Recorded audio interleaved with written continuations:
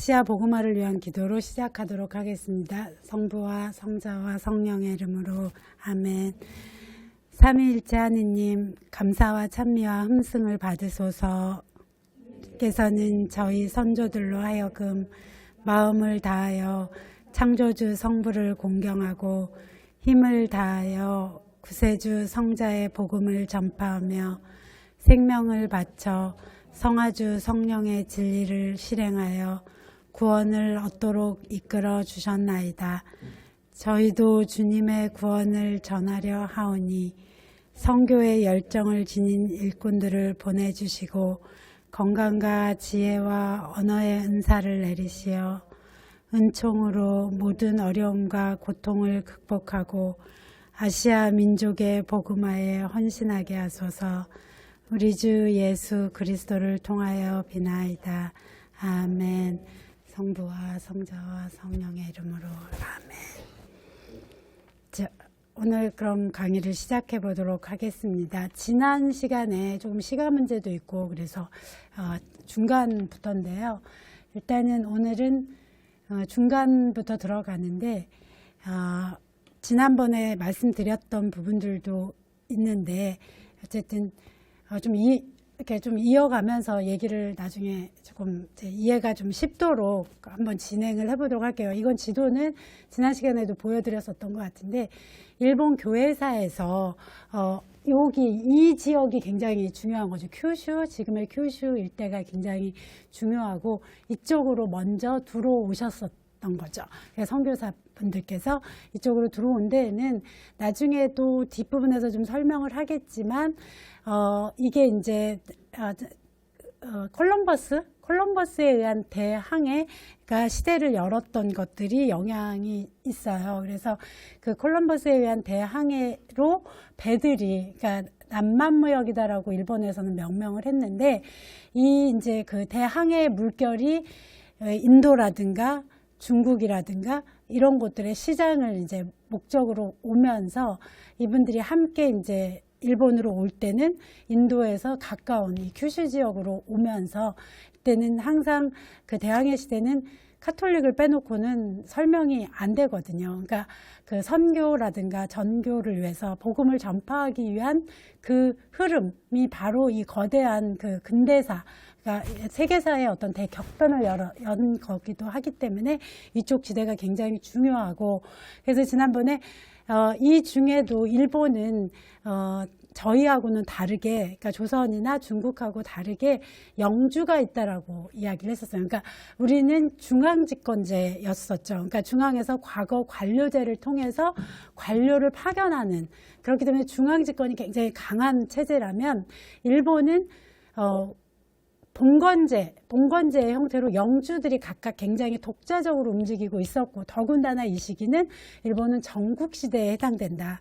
그래서 전국시대는 이 영주들 간에 굉장히 많은 싸움이 일어났어요. 그러니까 중앙에 천황이 있고, 그러니까 우리는 이제 천황이다라고 하지 않고 일왕이라고 얘기를 하는데, 일왕이 있고, 그 다음에 그 대리하는 장군, 쇼군이 있고, 그리고 그 밖에 이 곳곳에 있는 영주들 간의 이 격전이 계속되어지던 시기에 이 선교사분들이 들어가셨다라고 하는 게 이제 핵심이죠. 그러다 보니까 이 선교가 이 큐슈 남쪽에서 비교적 용이할 수 있었던 것도 바로 이 전국시대가 배경에 있다라는 거죠. 그러니까 이 포르투갈에서 오신 선교사분들의 힘을 빌려서 자기의 영토를 구축하려고 하는 사람들이 있었고, 그래서 그분들이 자신들의 영민들, 자기의 영토에 있는 그 영민들을 선교를 하고 하는 형태로 본인이 세례를 받고 그 영민들을 가톨릭 신자로 만드는 형태였다. 그 대표적인 사람이 오무라 스미타다라고 하는 분이 있었다. 그러니까 우리가 일본 교회에서 하면 이 정도의 이름 정도는 기억을 해주면, 이제 다이묘로서 최초로 가톨릭 다이묘가 된 사람이다. 그러니까 영주가 된 사람이다라고 하는 거 하고요.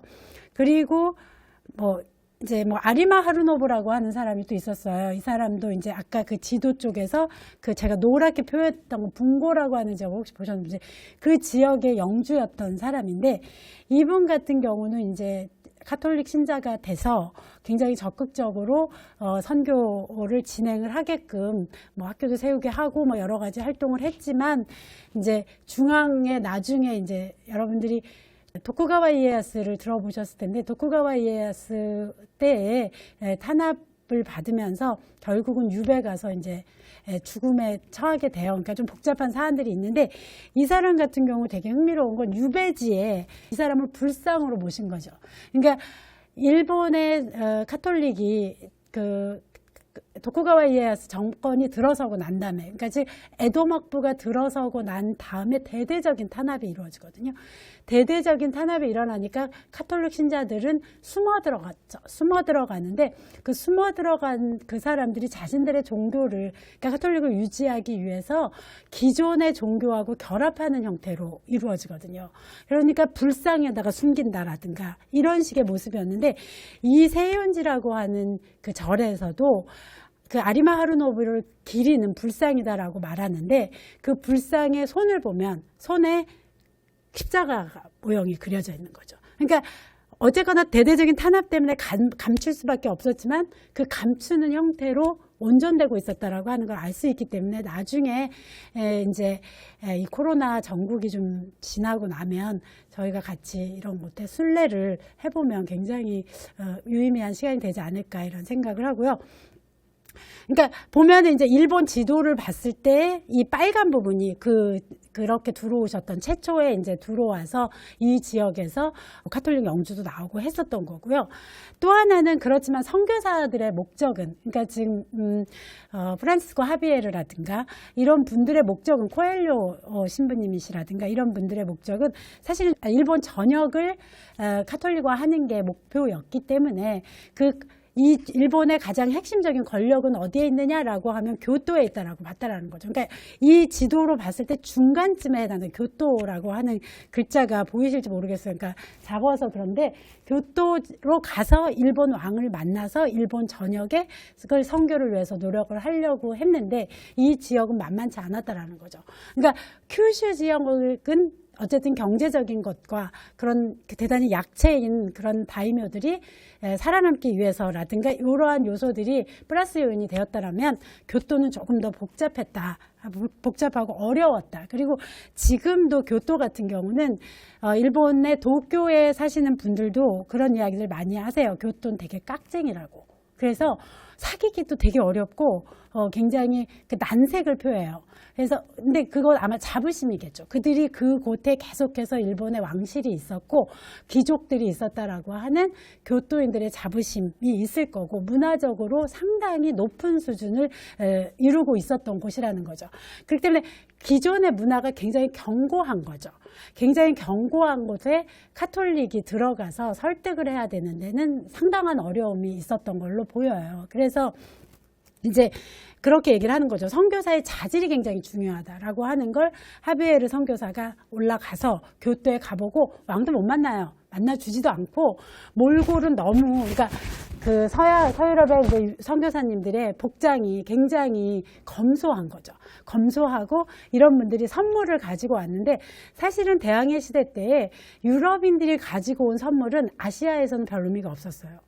유럽은 무기 기술 외에는 아시아하고는 절대적인 경제적인 격차가 있었어요. 그러니까 유럽은 되게 폐쇄적으로 존재했었던 곳이었고 아시아의 경제적인 부가 전부 다 있었고 그렇기 때문에 대항해 시대를 열은 것도 아시아의 이 경제적 부가 탐나서인 거거든요.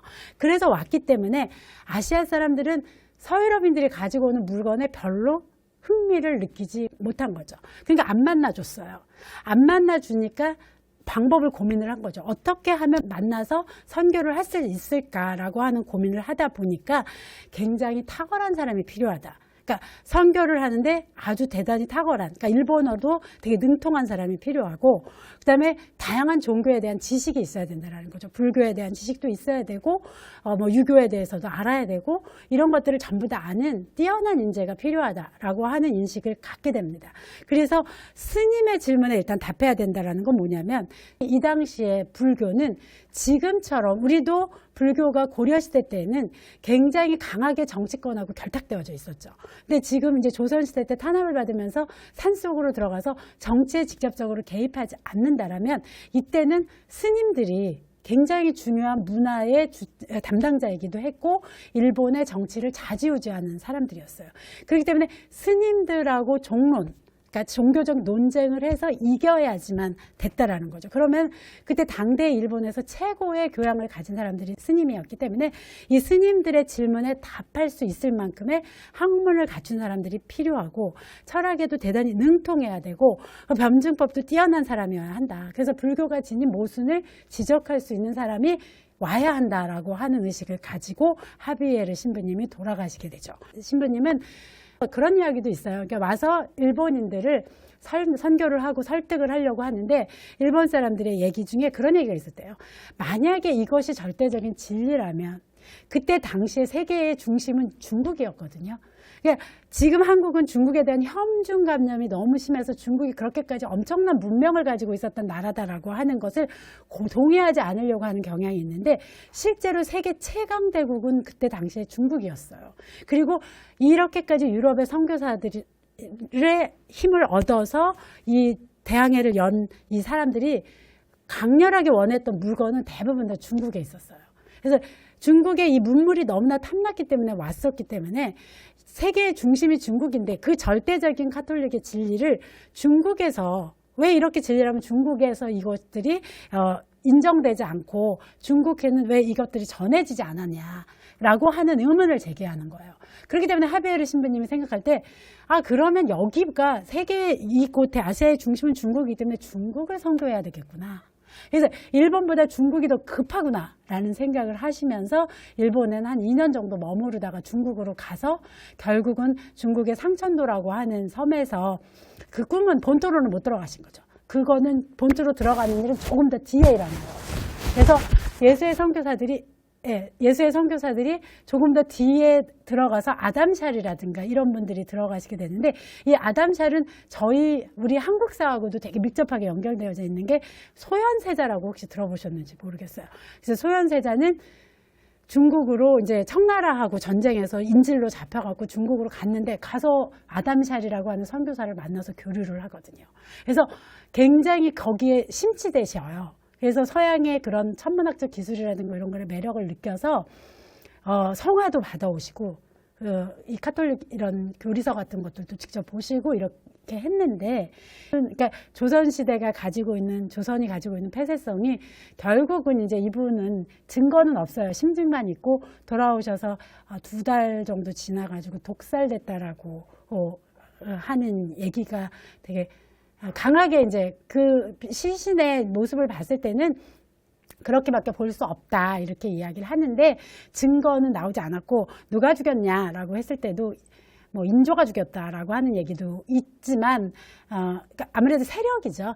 그러니까 세력이 있었을 거고 그러한 새로운 흐름을 가지고 오는 거에 대한 강한 저항이 조선 안에 있었던 걸로 보이는 거죠. 그렇기 때문에 광해군도 청나라하고 조금 사이좋게 지내볼까 하다가 인조에 의한 쿠데타가 일어났던 것처럼 이런 문제가 연결되어져 있어요. 그러니까 어쨌든 중국의 본토에 들어가서 본격적으로 선교가 이루어지는 건 조금 그러니까 하비에르 신부님이 돌아가시고 마테오 리치가 탄생하는 그러니까 하비에르 신부님이 돌아가시는 1552년에 마테오 리치가 태어나거든요. 그래서 마테오 리치 신부님이 들어가셔서 중국 선교를 시작하기 때문에 그래서 쫓겨나기까지 한 15만 명 정도까지 카톨릭 신자가 중국에도 있었다라고 이야기를 해요. 그러니까 이제 이렇게 해서 일단은 하비에르 신부님은 이제 나온 거죠. 이제 나왔고 이제 남은 신부들한테 이 과제가 주어진 거죠. 교토를 선교를 해서 그래서 어쨌든 이제 일본을 카톨릭화 하겠다라고 하는 것들은 이제 남은 신부님들한테 이제 과제로 남아 있고 여기에는 이제 여러 가지 뭐 논란거리들도 있죠. 근데 어쨌든 교토 선교를 시작을 하는데 그 교토 선교를 주로 시작했었던 신부님은 이제 뭐 빌렐라 신부님이라든가 로렌소 수사라든가 뭐 다미아노 도주쿠라고 하는 분들이 이제 직접 갔다 이렇게 얘기하는데 여기서 우리가 이제 기억해야 되는 건 도주쿠라고 하는 용어 정도는 기억을 해볼 필요가 있는 게요. 그러니까 이건 일본만의 독특한 그 체계인 거예요. 그러니까 신부님들이 처음에 들어가셨는데 몇 분이 들어가셨기 때문에 절대적으로 부족하죠. 절대적으로 부족한 가운데서 카톨릭 신자들이 나오는데 이 카톨릭 신자들 중에 그런 평신도 중에 굉장히 탁월하신 분들이 나오게 돼 있잖아요. 그러니까 우리가 봐도 죄송한 말씀이지만 가끔가다 평신도 분들을 지금 여기 계신 분들도 마찬가지고 평신도 분들이 하느님이 쓰시는 것이 다 다르다라고 생각하지만 대단히 뛰어나시고 대단한 조직력을 갖추신 분들이 저는 있다 이렇게 보거든요. 그러니까 그런 분들이었던 거예요. 그러니까 도죽구라고 하는 그러니까 우린 가틀 동자에다가 머무를 숙자를 써갖고 머무른다라는데 신부님을 돕기도 하면서 선교사님을 도우면서 이 일반적인 관리를 다 하셨던 분들이 이제 이 도죽구고 이러한 일본만의 독특한 조직 체계가 그 나중에 만드는 거죠. 그러니까 잠복 기리스탄이라고 얘기하잖아요. 이분들이 선교사님들 다 빠져나가고 난 다음에도 이 종교가 유지되었고 지금도 이 잠복 기리스탄의 흐름은 하나의 흐름으로 있기 때문에 요분들이 가능하게끔 요 조직이 가능하게 했었던 데는 바로 이런 평신도들 중에 지도적인 역할을 하셨던 분들이 있다. 그래서 이제 교토로 갑니다. 교토로 가는데 교토에서 기억할 만한 분은 다카야마 우콘 유스토 다카야마 우콘이라고 하시는 분인데 이분도 세례를 받은 게 언제냐라고 하면 흥미로운 건 태어난 게 이분도 그 마테오 리치 신부님하고 같아요. 그러니까 연대가 같이 태어나셨는데 12살 때에 세례를 받아요, 이분이. 그러니까 12살에 세례를 받는데 그런 걸 봤을 때는 아마 예수의 선교사들이 교토로 가서 이분은 오사카 쪽에 다이묘거든요. 근데 오사카 쪽으로 가서 교토로 갔다라는 건 교토하고 오사카가 지리적으로 근접하니까. 그러니까 그 곳에서 이제 접하면서 이렇게 예수의 선교사들의 선교가 있었겠죠. 그러니까 부모님이 아마 영향을 굉장히 강하게 받으셨던 것 같아요. 그러다 보니까 이제 이 우콘도 다카야마 우콘도 세례를 받고 이쪽 오사카 쪽에서는 굉장히 막강한, 그러니까 중심지잖아요. 거기에서 이런 분들이 이제 다이묘가 세례를 받고 기리스탄 다이묘가 됐다라고 하는 건 이쪽 선교회, 그러니까 이 교토 이쪽 일대 선교에 굉장히 중요한 역할을 하신 분이죠. 그러니까 이분이 이제 곳곳에다 교회도 세우시고 이런 그 카톨릭 선교사들이 활동을 하는데 대단히 전폭적인 지지를 해줘요. 근데 이분의 그 세례를 받고 이분의 이런 활동이 다카야마 우콘의 활동이 사실은 이 일본의 권력자들한테는 대단히 위협으로 다가오는 거죠. 왜냐하면 굉장히 인품이 좋았나 봐요. 그러니까 다카야마 우콘에 대해서는 굉장히 인품이 좋아서 영향력이 굉장했다 이런 얘기들이 많이 나오거든요. 그러니까 그런 분이 카톨릭 신자가 돼서 이렇게 활동을 하니까 학교도 세우고 조직적인 도움을 하고 하니까 천황이나 일본 왕이라든가 이런 사람들은 위협적으로, 승려들은 위협적으로 느끼는 거죠.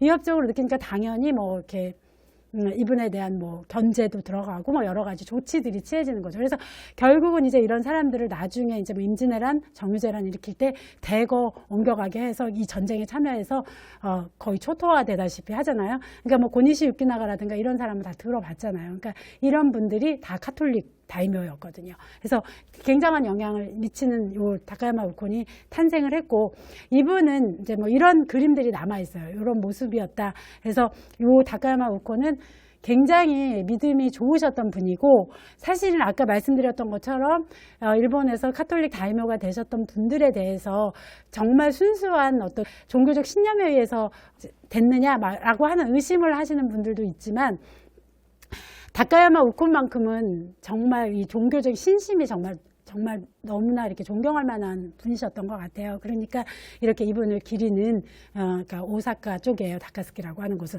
근데 오사카 쪽에 이렇게 기념 성당도 있고요.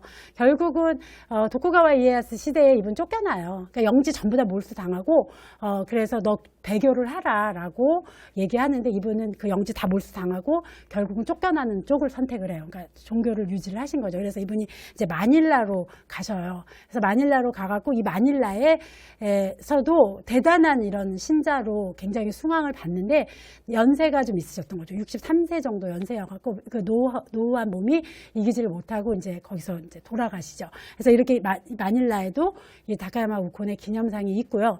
이분은 이제 저희 조선사하고도 조선인하고도 연관이 돼요. 그러니까 어떻게 연관이 됐냐면 여러분들이 되게 낯설 수도 있지만 조선인들이 임진왜란 정유재단 때 굉장히 대거 포로로 끌려갔고, 이 포로로 끌려간 분들이 뭐 한 3만에서 많게는 10만까지 됐다라고 이야기를 하거든요. 근데 이분들 중에 카톨릭을 나가사키라든가 이쪽을 거쳐서 이렇게 가거든요. 그러니까 여기에 머물렀던 분들이 카톨릭을 접하는 거죠. 카톨릭을 접하면서 카톨릭 신자가 되신 분들이 굉장히 많고, 그분들이 그 일본의 그 엄청난 그 순교를 당하는 그런 일 속에 이분들이 이제 그 순교를 당하게 돼요. 근데 그 중에 조선인 최초의 예수의 수사다라고 하는 가요라고 하는 분이 있어요. 근데 조선인들은 안타깝게도 이름이 남아있지 않아요. 이분들이 대부분은 그 본명으로만 남아있어요. 그래서 이분들을 조선에서의 추적은 굉장히 어려운 상황인 거죠. 조선에서의 추적은 어려운데, 그러니까 조선인이었다? 이렇게 이제 예수의 선교사들의 기록들이 있는 거죠. 그래서 최초의 예수의 수사였던 가요라고 하는 분이 계시는데, 이분은 승려였어요. 근데 어려서부터, 그러니까 승려였다기보다 어려서부터 동자승처럼 이제 절에다 넣었나 봐요, 부모님이. 그런데 거기서도 그 어떤 진리를 찾고 싶은데 해답이 안 됐던 거예요. 그래갖고 이분이 일본으로 이제 포로로 잡혀왔는데, 여기 일본에 와서도 자기는 이제 법화종이라든가 이런 일본의 그런 절에도 가보고 뭐 여러 가지를 했지만 설득이 되지 않았던 거죠. 그러니까 진리는 다른 곳에 있다라고 하는 생각을 하다가 이제 자기가 살고 있는 곳에 있는 성당에 갔다가 성당에서 교리를 듣고 하면서 이제 카톨릭을 받아들이는 분이에요. 그래서 일본에서도 일본인 신자들을 위해서 또 남겨진 조선인들을 위해서 굉장히 많은 노력을 하셨던 분이거든요. 그래서 이 분이 이 다카야마 우콘을 보필하면서 마닐라까지 같이 가요. 그래서 같이 갔다가 거기서 이제 돌아가시니까 다시 일본이 굉장히 어려운 상황이지만 해보겠다라고 해서 돌아오셔서 결국은 순교를 당하세요. 순교당해서 화형에 처해지시는 일을 겪는데, 그러니까 연관이 되는 거. 다카야마 우콘하고